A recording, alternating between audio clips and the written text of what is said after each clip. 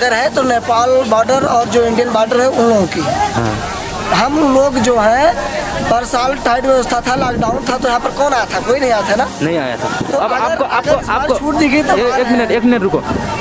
अब आपको पता होना चाहिए कि नेपाल में ओमिक्रोन जो कोरोना भाइरस का तेस्रो लट है ना, वो फैल चुका है। ठीक है दर्शक बिन, हामी देख्न सक्छौँ यहाँ चाहिँ सयौं हजारौंको संख्यामा चाहिँ भारतबाट भारतीय नागरिकहरू भित्रिएको हामी देख्न सक्छौँ यो घोराई 19 पाँचपोखरी भन्ने स्थानमा। यत्रो भिडभाड छ, कसैको मुखमा एउटा मास्क छैन। हेर्दाखेरि दुःख लाग्दो छ हाम्रो नेपाललाई यहाँ। अनि कहाँ कोरोनाले भेटा, तुलसीपुर भेटाएर भनेको सुन्ने छ, कहाँ बुटौतिर भेटाएर भनेको सुन्ने छ, थाहै छैन। हेर कहाँ भेटा, के भेटा, केले भेटा हो, बा हड्डीलाई भेटायो, बा मसानलाई भेटायो। दर्शक वृन्द नमस्कार अनि हार्दिक स्वागत छ। वास्तविक खबर हेर्नुहुने सम्पूर्ण दर्शकको लागि यति बेला हामी दाङ जिल्लाको घोराई उपमहानगरपालिका 19 सैगाको पाँचपोखरी भन्ने स्थानबाट उपस्थित भएका छौँ।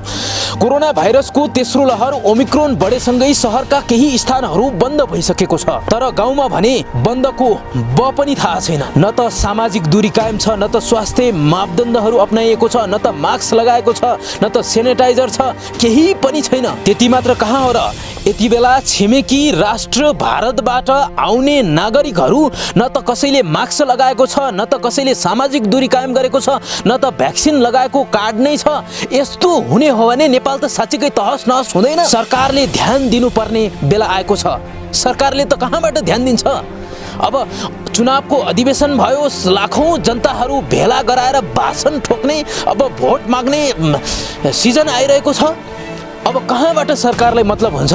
सरकारले लकडाउन गर्ने भनेको त छ, लाखौं जनताहरू फटाफट मरिसकेपछि मात्रै लकडाउन गर्ने हो। लकडाउन गर्ने कहिले गर्छौँ भनेर तयारी गरिरहेका छौँ भनेर गफ लगाएर मात्र हुन्छ? गफ लगाउने कि व्यवहारमा पनि लागू गर्ने? साँच्चीकै कोरोना भाइरस संक्रमण हो कि नेता भाइरस राजनीति हो? यो साँच्चीकै जनताले बुझ्नुपर्ने बेला आएको छ। जनता स्वयं आफै सजग हुनुपर्ने बेला आएको छ। सरकारलाई त वास्ता छैन। यति बेला प्युठानको पवित्र धार्मिक तीर्थस्थल स्वर्गद्वारी दर्शन गर्न आउने सयौंको संख्यामा भारतीय नागरिक जसको भ्याक्सिन लगाएको कार्ड पनि छैन, मास्क पनि लगाएको छैन, सामाजिक दूरी कायम पनि छैन, स्वास्थ्य मापदण्डका कुनै पनि नियमहरू यति बेला लागू भएको छैन भनेपछि कोरोनाले कतिसम्म तहस नहस पार्छ त? यति बेला सैगाको पाँचपोखरीमा रहेका व्यापारीहरू पनि एकदमै तर्सित भएर सरकारप्रति आक्रोश पोखिरहनु भएको छ। साँच्चीकै यस्तै चरम लापरवाही भइरहने हो भने अवस्था कस्तो हुन्छ? हिजोको भन्दा भयावह हुन सक्छ। त्यसैले हामी संयमित हुनुपर्ने बेला आएको छ। सैगाको पाँचपोखरी है, यो घोराई 19 पर्छ अहिले। हामी यहाँ चाहिँ सयौं सङ्ख्यामा भारतीय नागरिकहरू देख्न सक्छौँ।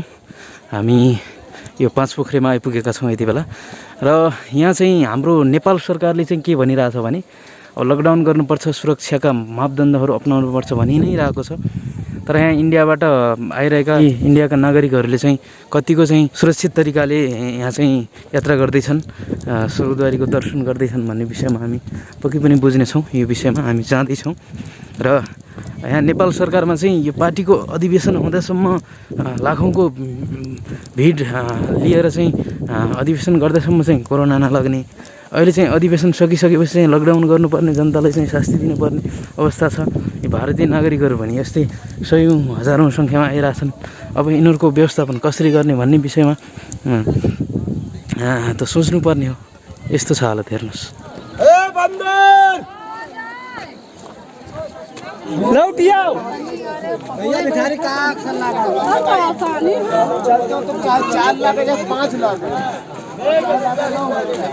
दर्शकबिन हामी देख्न सक्छौँ यहाँ चाहिँ सयौं हजारौंको संख्यामा चाहिँ भारतबाट भारतीय नागरिकहरू भित्रिएको हामी देख्न सक्छौँ यो घोराई 19 पाँचपोखरी भन्ने स्थानमा। र अब नेपालमा चाहिँ लकडाउन हुँदैछ, अब स्कुल चाहिँ बन्द हुँदैछ भन्ने समाचारहरू हामीले हेरिरहेका छौँ। स्कुल बन्द हुने भन्ने, स्कुल कलेजहरू बन्द हुने र कोरोनाको यो कोरोना भाइरसको यो तेस्रो लटको ओमिक्रोन बाहिरिएको छ, यो नेपालमा पनि लागिसकेको छ भन्ने चाहिँ समाचार आइरहेको छ। तर यहाँ चाहिँ हेर्नुहोस् त भिडभाड यस्तो अवस्था छ।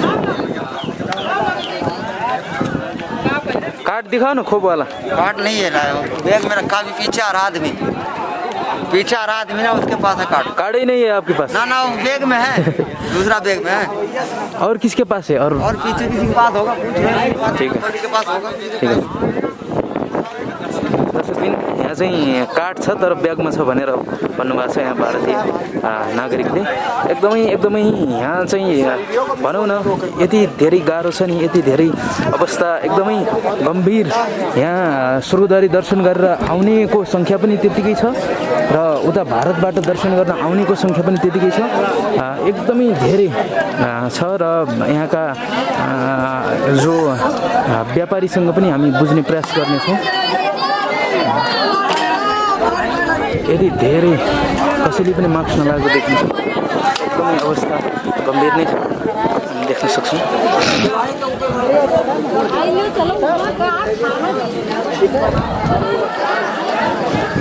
भैया खोप कार्ड है क्या आपके पास?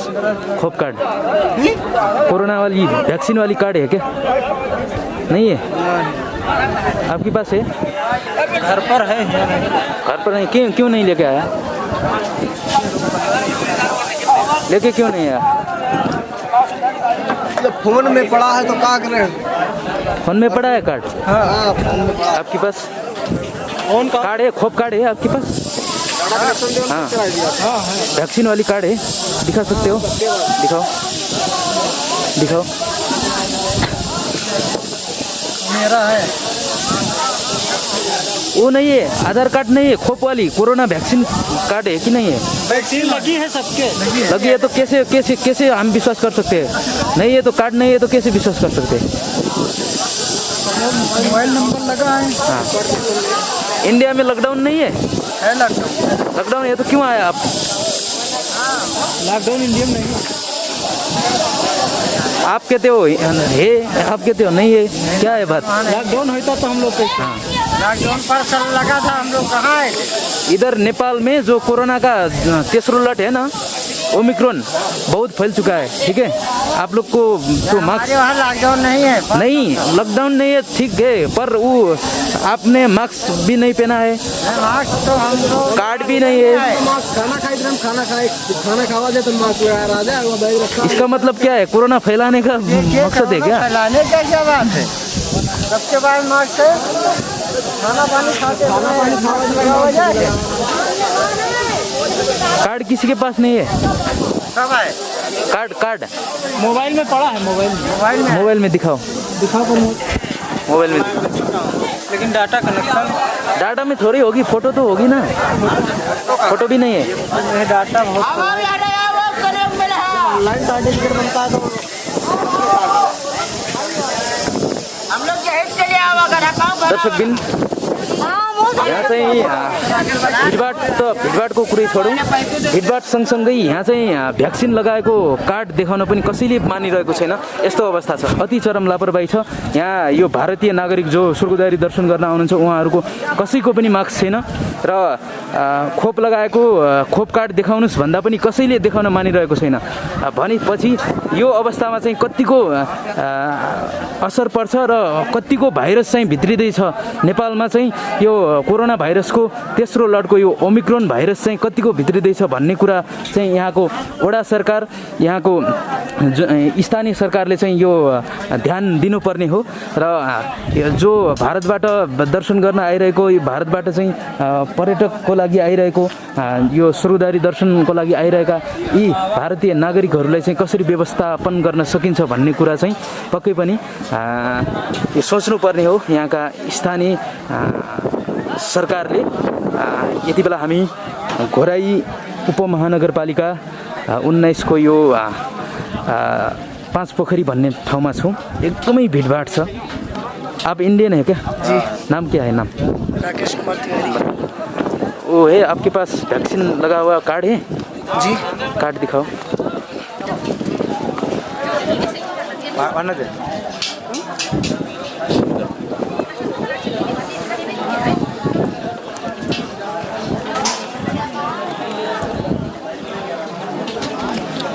फिर बॉर्डर पे हम लोगों को क्यों नहीं बताया जा रहा है कि मास्क लगाए? वहाँ पर तो खुली छूट दी गई है। नहीं, लगाने की बात तो खुद आपने समझना चाहिए ना। आप हम लोग लगाए थे, लेकिन जब देखे यहाँ पे छूट है, कोई नहीं लगा रहा है, फिर हम लोग कोविड ऐसे सबके पास है क्या? जो जागरूक है, जो लोग पढ़े लिखे हैं वो लाए हैं साथ में, जो लोग नहीं पढ़े लिखे हैं वो नहीं लेकर आए, उनका घर पे और आप लोग वैक्सीन डोज तो सबके लग चुकी है भारत में, लगभग सबके। कितने लोग आया? 26 लोग आए। और जैसे आप लोग आया ना, इधर तो बहुत लोग है, ठीक है, बहुत सारे लोग हैं वहाँ। कुछ लोग फोर व्हीलर से आते हैं, कुछ लोग तो वैक्सीन नहीं लगाया है, कुछ लोग लगाया है, ठीक है। 99% लोग वैक्सीन लग चुकी है, 1% लोग हैं जो वैक्सीन नहीं लगी है। पर जो बच्चे हैं ना, बच्चे को तो नहीं लगाया है ना, बच्चे को वैक्सीन नहीं लगी है, नहीं लगी है तो उनको तो असर होगा ना, उनको क्यों लेके आ रहे हैं? हम भी इसके खिलाफ हैं, क्योंकि हम उस चीज को समझते हैं, जो महामारी हुई है उसको हम लोग समझते हैं, भली बातें समझते हैं, ठीक है। लेकिन ये जिम्मेदारी इंडियन और नेपाल सरकार की थी कि बॉर्डर पे ये वापस करें या किसी को हिदायत दें या सही उचित सलाह दें, ठीक है। ये गलती अगर है तो नेपाल बॉर्डर और जो इंडियन बॉर्डर है उन लोगों की है। हम लोग जो है पर साल टाइट व्यवस्था था, लॉकडाउन था, तो यहाँ पर कौन आया था? कोई नहीं आया था ना, नहीं आया था। तो अब आपको छूट दी गई तो एक मिनट रुको। अब आपको पता होना चाहिए कि नेपाल में ओमिक्रॉन जो कोरोना वायरस का तीसरा लट है ना, वो फैल चुका है, ठीक है। अब नेपाल में भी कुछ मार्केट बंद हो चुकी है, ठीक है। आपको समझना चाहिए कि नेपाल में ओमिक्रॉन फैल चुका है, तो अब बच्चे को क्या होगा? आपकी बच्चे तो वैक्सीन नहीं लगाया है ना, उसको क्या होगा, उसको सोचना चाहिए आप, ठीक है। इधर का सरकार, नेपाल का सरकार की बात तो अलग है, वो तो सोचता नहीं है, नेपाल सरकार तो कुछ भी नहीं करता है। जैसे आपको कोरोना लगेगी ना, उसमें कुछ आपकी सीटामोल भी नहीं मिलेगी, ठीक है। ये नुकसान हम लोगों को है, लेकिन हम लोग का जो तीर्थ है बहुत चरम सीमा पर है, बहुत मेन है। पिछले साल छूट गया था और हम लोग घर से पता किए कि ये चलेगा नहीं चलेगा। जब चल रहा था तो हम लोग घर से निकले हैं। हम लोग की फिर डर लगता है, भय लगता है, ये विश्व के लिए बहुत खतरे के निशान है, ठीक है। और इसमें जो है, जो यहाँ के क्षेत्र के कर्मचारी हैं, नेपाल के हों या इंडिया के हों, इन लोगों को हिदायत देना चाहिए। लोगों को वैक्सीन लगी है उनको आना चाहिए, नहीं लगी है उनको नहीं आना चाहिए, जिसको लगी है उनको मास्क लगा कर ही आना देना चाहिए। ये उन लोगों का, क्योंकि जो यहाँ पर लोग आते हैं लगभग 50% लोग पढ़े लिखे नहीं होते हैं और सब पिछड़े इलाके से हैं, क्योंकि इनके लैंग्वेज और इनके वेशभूषा से आप समझ सकते हैं। तो ये जिम्मेदारी जो उच्च स्तरीय कार्यकर्ता है यहाँ के, जो कर्मचारी हैं, उनको ध्यान देना चाहिए। ये लापरवाही है।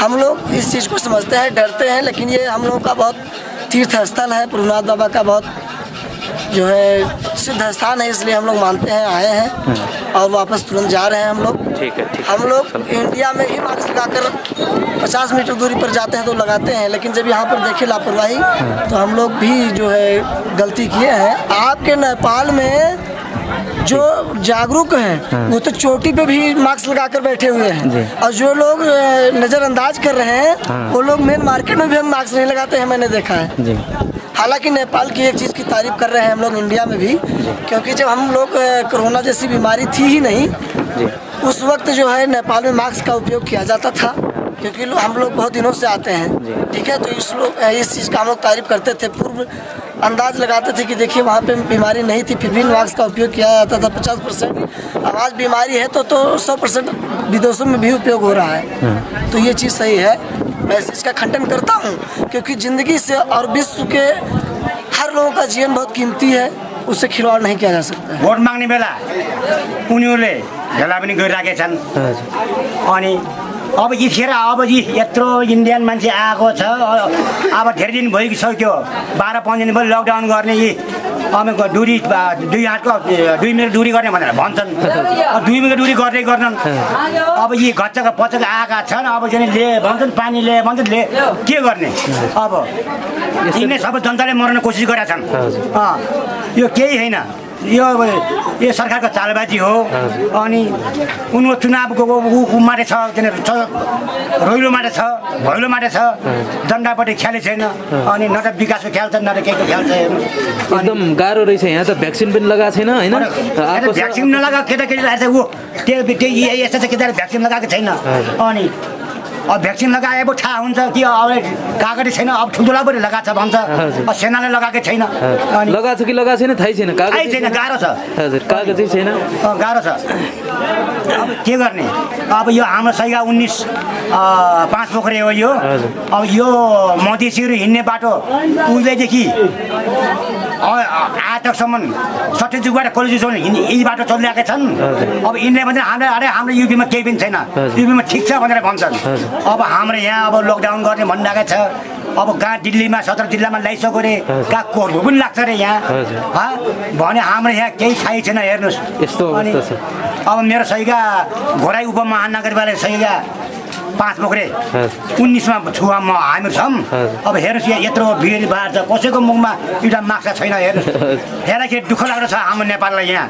अनि कहाँ कहाँ कोरोनाले भेटा, तुलसीपुर भेटाएर भनेको सुन्ने छ, कहाँ भुटौचेर भेटाएर भनेको सुन्ने छ, थाहै छैन। हेर्नु कहाँ कहाँ भेटा, के भेटा, केले भेटायो बा हड्डीलाई भेटायो बा मसानलाई भेटायो। अनि सरकारले के गरिरहेछ यस्तो केही मतलबै छैन होइन? सरकारले के गरिरहेछ कुनै यसको मतलबै छैन। जनतालाई मार्ने कोसिस रहेछ भन्ने सोध्दै थाहा भयो। हेर्नुहोस् एउटा साँच्चै पनि कोरोना हो भने होइन भने यो होइन गाँठी।